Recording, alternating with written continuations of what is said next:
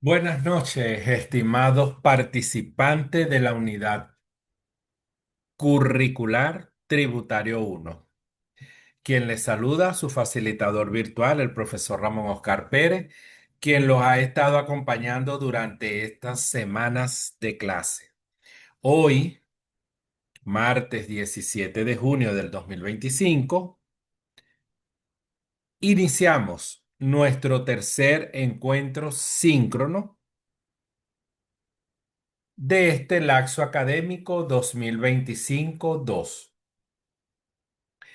el cual vamos a abordar, vamos a conocer lo que son los aspectos relevantes de la declaración de impuestos sobre la renta en una empresa o entidad.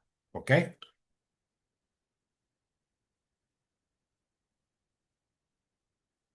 Algo importante, estimados participantes, es que ya nosotros hemos evaluado un 50% de esas actividades, ¿ok? Primera y segunda evaluación de 25% cada una. ¿Qué quiere decir esto? Que ya lo que nos queda es un 50% restante, que sería evaluación sumativa 3 y evaluación sumativa 4 de 25% cada uno, da un total de 50, más los 50 evaluados serían 100 puntos. Importante, estimados participantes, no desmayar. ¿Ok? No desmayar.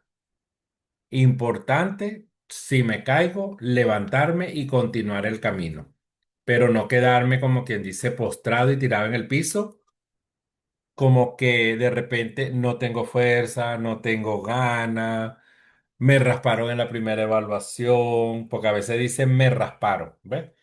No, no tienen la capacidad de reconocer de que fue que no hice bien las cosas y yo me raspé. Entonces, bueno.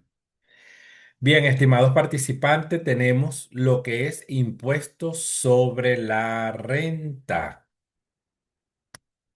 Y dice lo siguiente, desde que la ley de impuestos sobre la renta entró en vigencia hasta nuestros días, ha pasado por una serie de modificaciones que van de la mano a las necesidades económicas y sociales de un país.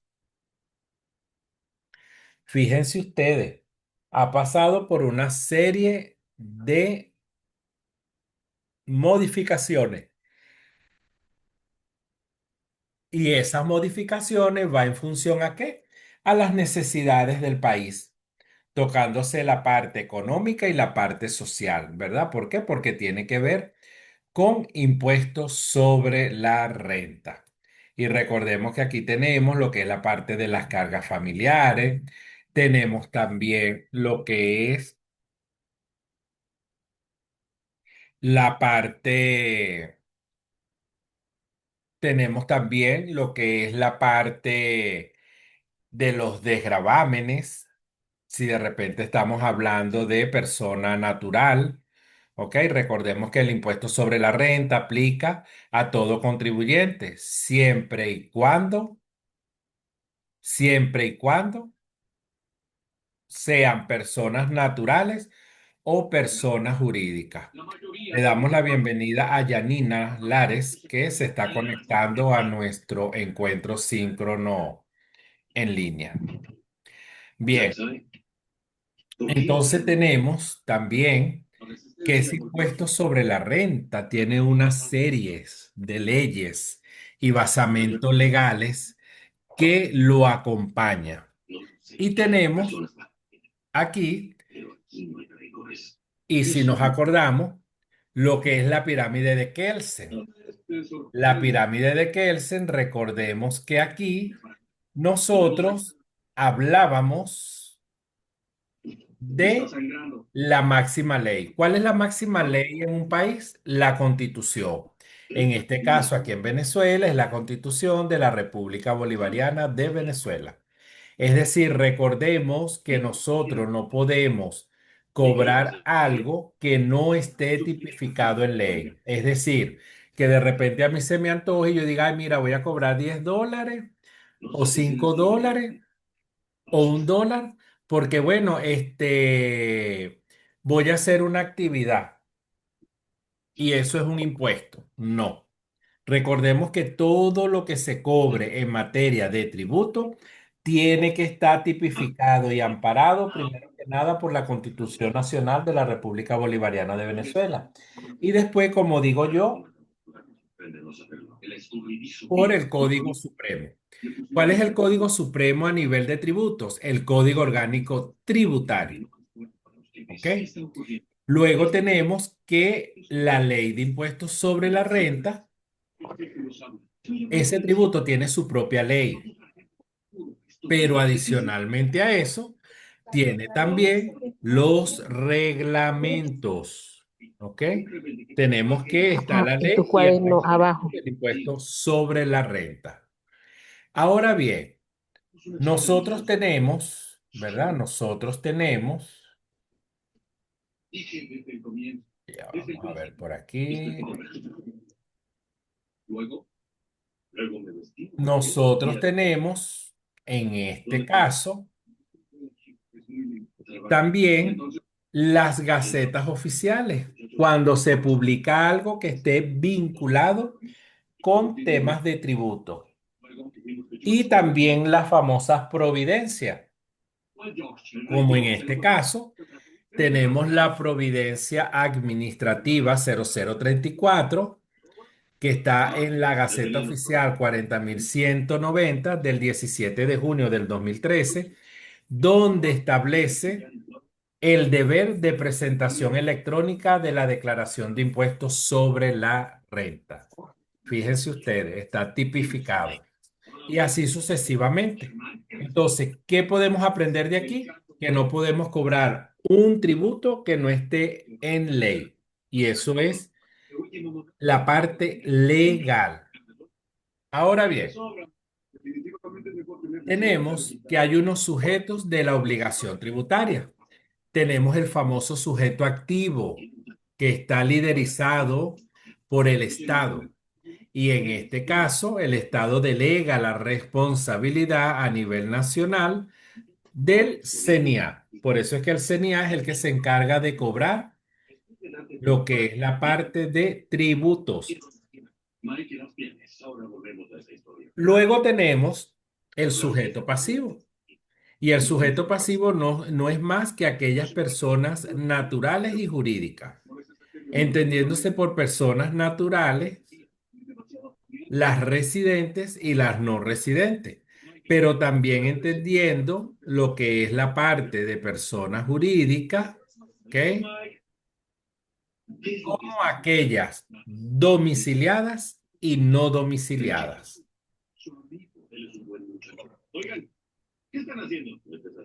Y después tenemos lo que viene siendo, ¿qué tipo de contribuyente eres tú? ¿Eres contribuyente ordinario o eres contribuyente especial? Y es allí la importancia.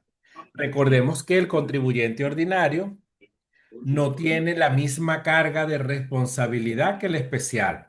¿Por qué? Porque el especial se rige por un calendario, el ordinario también, pero las presentaciones y declaraciones son de manera quincenal, mientras que en el caso del ordinario es de manera mensual. Estimados participantes, los que están conectados, ¿tienen alguna pregunta, inquietud Ujú. en los momentos?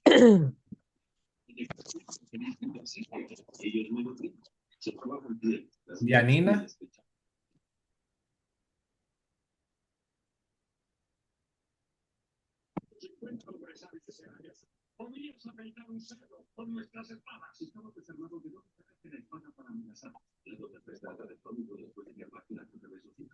como que no tenemos duda hasta los momentos, o sea que puedo continuar.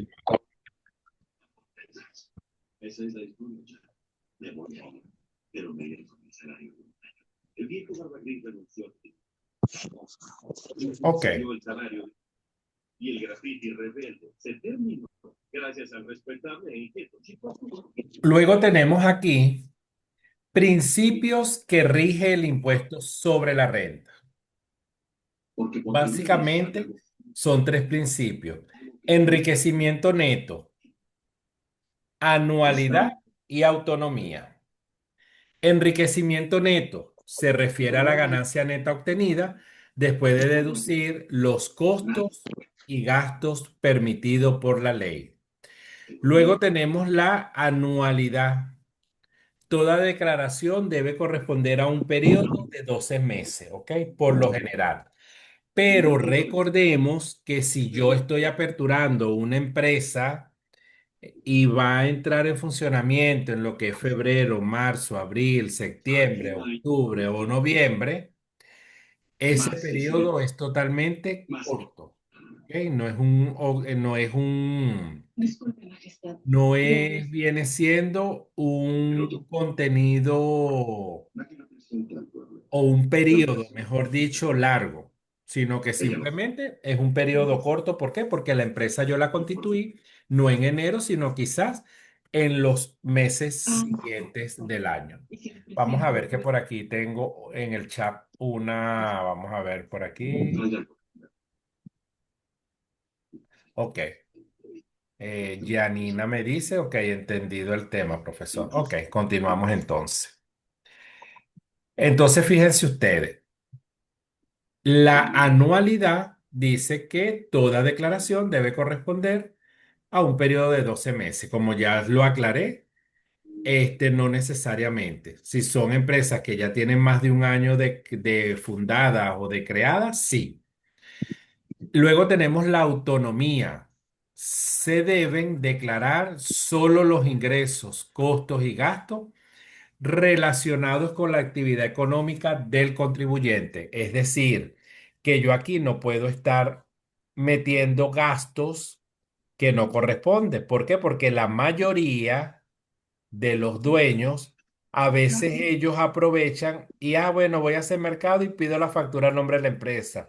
Voy a cuidar un niño o una niña a tiempo completo o medio tiempo, entonces le doy, no, tiene que pasarme la factura para poder, no sé qué. Entonces, ahí es importante de que todo cuando se vaya a declarar tiene que estar debidamente soportado. ¿Ok? Soportado. Seguimos entonces. Tenemos tipos de declaración y tenemos que hay cuatro tipos de declaración de impuestos sobre la renta. Parece que tienes la edad. La número uno, declaración definitiva por rentas. Número dos, declaración estimada de renta. Número tres, declaración sustitutiva. Y número cuatro, declaración informativa. Entonces, fíjense ustedes, estos cuatro tipos de declaraciones. Sin embargo, voy a hacer un paréntesis aquí. ¿Por qué? Porque la declaración estimada de renta básicamente ahorita no se realiza. ¿Por qué no se realiza? Porque en el momento que yo declaro el IVA, automáticamente de esos ingresos que yo estoy reflejando en mi declaración, surge un anticipo de impuestos sobre la renta que depende del porcentaje, que en este caso es el 1% a nivel nacional. Entonces, ese es el paréntesis que quería hacer, pues, que ahí estamos pendientes porque ya las empresas por lo general no hacen las declaraciones estimadas, sino ¿por qué? Porque simplemente va generando un anticipo como tal. Es mi turno. Luego tenemos la declaración definitiva de renta. Fíjense ustedes que aquí yo lo coloqué, ¿verdad? Dentro de los tipos de declaración tenemos declaración definitiva de renta. Y es eso. Ahora decimos, es aquella que se presenta una vez ha finalizado el ejercicio fiscal. Para ellos, el contribuyente tiene un plazo de 3 meses, es decir, de 90 días a partir de la fecha del cierre del ejercicio económico. Ok, Es oportuno acotar que la legislación venezolana le permite a las personas jurídicas tener cierres contables diferentes al calendario. Y es así. A veces nosotros decimos, ah, bueno, mira, declara tal día, o mira, estás pendiente. Pero es importante, porque recordemos que nosotros debemos cumplir con las formalidades. Y una de las formalidades es la presentación y pago de los tributos. A veces hay casos donde no hay, o sea, tú declaras, pero no da a pagar, pero está ok, cumpliendo con el deber formal de exacto, declarar. exacto. Luego tenemos declaración estimada de renta. Dice, la presentan las personas jurídicas que dentro del año inmediatamente anterior al ejercicio en curso hayan obtenido enriquecimientos superiores a 1.500 unidades tributarias. Es decir, los contribuyentes que no hayan llegado a ese mínimo no están obligados en presentar. Para ello se cuenta con 6 meses a partir del cierre. Es decir, que si yo Después de los cierro en 90 días. diciembre, yo debo hacer mi estimada en el mes de junio. Ok. Es importante recordar que los contribuyentes calificados como especiales no deben presentar declaración estimada, ya que están sujetos al sistema de anticipo quincenal de impuestos sobre la renta. Fíjense ustedes que esto era lo que yo le estaba diciendo, que aquí aquellos que pagan impuestos y están prestando un servicio, automáticamente se considera. ¿Ok? Fíjense ustedes, entonces, que aquellos que son contribuyentes especiales no presentan declaración estimada,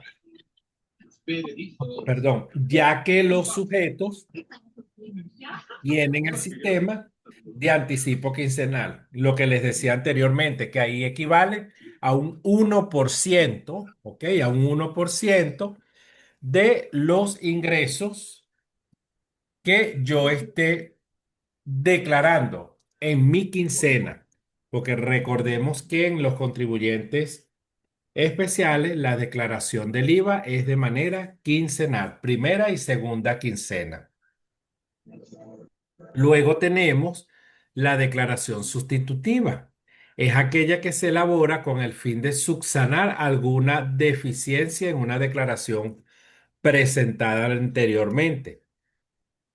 Este tipo de declaración se elabora, entre otros, en los casos de la declaración inicial, señala enriquecimientos menores a los reales causados.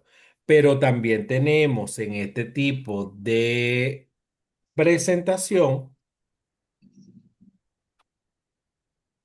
en este caso, cuando hay fiscalizaciones y los fiscales revisan y se dan cuenta de detalles, ahí automáticamente, después que ellos hacen su revisión y cierran, queda por lo general también, ¿cómo se dice? Queda también partidas que deben ser modificadas y ajustadas al valor que en este caso está dando la fiscalización. Y tenemos también la declaración informativa, importantísimo. La declaración informativa, como su nombre lo indica, notifica al fisco acerca de una determinada situación. No genera impuesto a pagar, pero se debe presentar para cumplir con el deber formal. Por ejemplo, la declaración que hacen las sociedades en nombre colectivo a fin de mostrar sus utilidades, las cuales no son grabadas en cabeza de cada socio. Ok, estimados participantes, ¿alguna pregunta, duda? Vamos a dar un minutico por si de repente hay alguna formulación de alguna pregunta.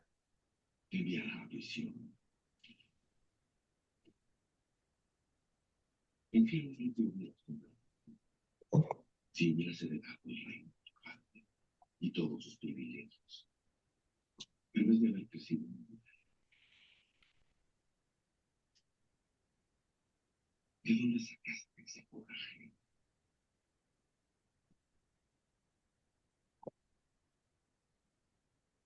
¿Mm?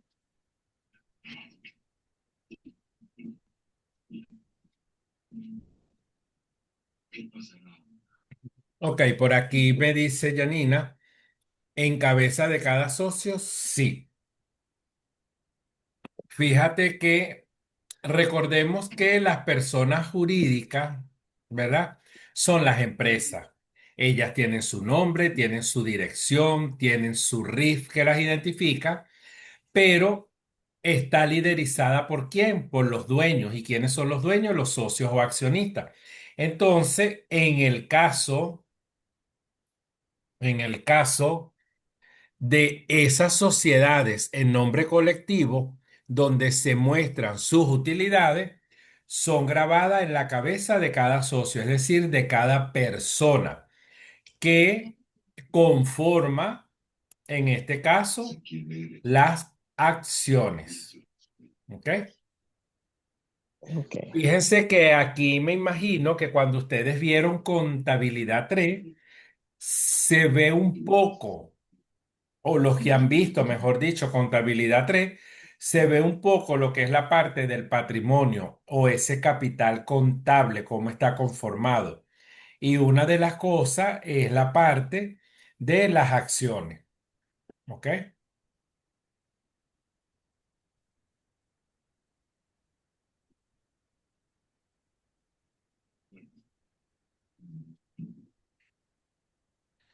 Seguimos entonces.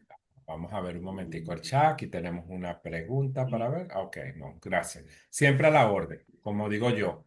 Nosotros los facilitadores virtuales o los influencers virtuales estamos para acompañarlos, aclararles sus dudas, para que fortalezcan ese aprendizaje que por lo general debería ser significativo. ¿Ok? Les mostraré fuerza. Ajá. Recomendaciones finales. Tenemos, debemos guiarnos por el calendario fiscal emitido por quién? Ujú. Por el Por el CENIA. CENIA. ¿Ok? Ujú. Recordemos que el CENIA es el ente regulador, quien controla a los contribuyentes, tanto ordinarios como Como especiales. especiales. Ajá. Tenemos documentación que soporte los ingresos, costos y gastos de De- acuerdo a la ley. Exacto. Es importante y por eso es que a veces en las organizaciones nos queremos dar de vivo y decimos, no, mete un gasto y mete como un gasto. Y entonces, bueno, el dueño de la empresa mandó a lavar el carro, pidió la factura, mételo como un gasto de la empresa. Y resulta ser que ahí hay que tener cuidado porque no todo es gasto. Los dueños de las empresas deben cubrir sus gastos de sus vehículos que sean personales, porque si el vehículo está a nombre de la empresa, no hay problema, Claro. el gasto es aceptado. Pero si el vehículo es propiedad del dueño que no tiene nada que ver con la empresa, y se la quiere dar de vivo a la hora de las fiscalizaciones, lo pichan. ¿Ok? ¿Y qué quiere decir esto? Que le dice, mira, pajarito, esto no va aquí. Sáqueme eso de aquí, no se la dé de vivo. Porque me ha pasado, o sea, he estado en fiscalizaciones donde han hecho revisiones fuertes y salen cosas tan Sí, sí, que cómo uno no. menos se imagina. Entonces ahí tenemos que tener cuidado, ¿ok? Soportar los ingresos, costos y gastos. Importantísimo, cuando hablamos de la parte de costo, ahí hay algo importante también, que es donde siempre se debe llevar el control, que es la parte de los inventarios.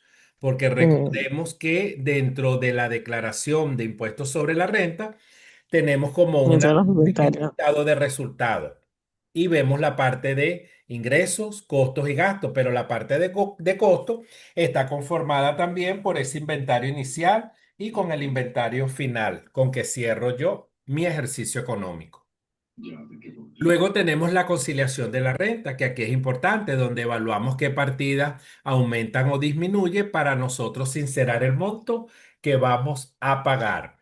Y por último, cumplir con los compromisos de pago, que esto es vital, ¿ok? Vital. Yo debo cumplir. No es nada más la formalidad de yo presentar mi declaración y que me genere mi compromiso, sino cumplir en el plazo que me dice el comprobante de pago, ¿ok? Bueno, estimados participantes, ya un poco para finalizar este tercer encuentro síncrono, los voy a dejar con este pensamiento, donde dice, la educación es el pasaporte hacia el futuro. El mañana pertenece a aquellos que se preparan para él en el día de hoy.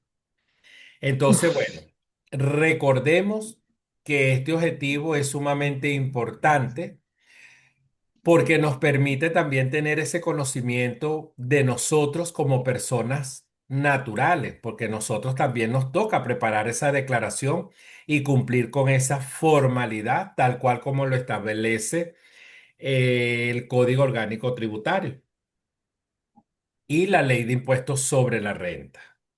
Entonces, recordemos que todo debe estar debidamente soportado.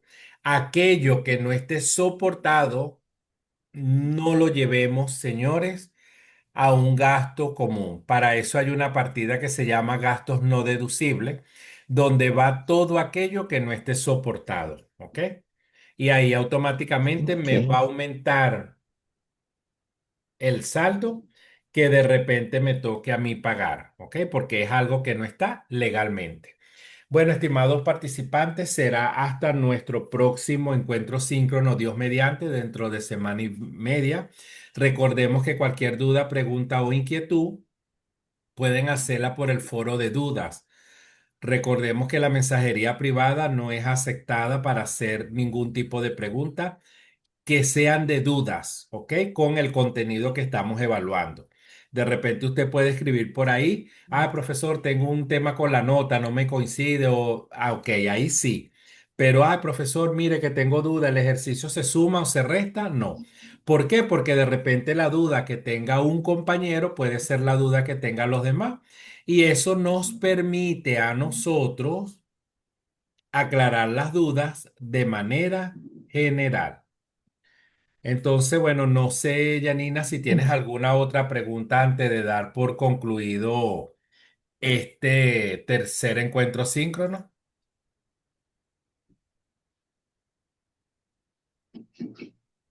Ok, me está diciendo que no, que está todo entendido. Muchísimas gracias. Bueno, completamente a la orden. Como se los dije, será hasta nuestro próximo encuentro síncrono, Dios mediante, dentro de semana y media. Entonces, bueno, que tengan todos una feliz noche, un abrazo en la distancia y seguimos en línea desde la virtualidad.